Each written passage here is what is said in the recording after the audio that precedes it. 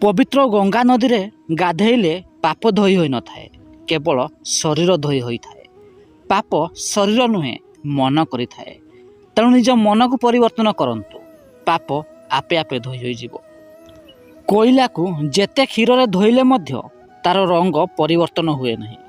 ठीक सेमिति एमिति किछि लोक अछंती जेउ मानकु जेते भल पाइबा देले मध्य सेमाने निजर होई न थांती। जीवन रे गोटिए कथा सबु बेले मने रखिथिबे, केबे भी दृढ़ परिश्रम करिबा बंद करिवे नहीं। काहेकि ना ए दुनिया रे समस्त धोखा देई पारंती, किंतु दृढ़ परिश्रम केबे भी धोखा देई न थाए। परिश्रमर फल दिन ना दिने समस्तंकु निश्चिंत भाବରେ मिलिथाए। किए बारंबार हारी मध्य पुणी जितिबा पाई चेष्टा करिथाए, ताकु केही भी हराई पारंती नाही। तेणु जीवन रे चेष्टा करिबा केबे छाड़ंतु नाही।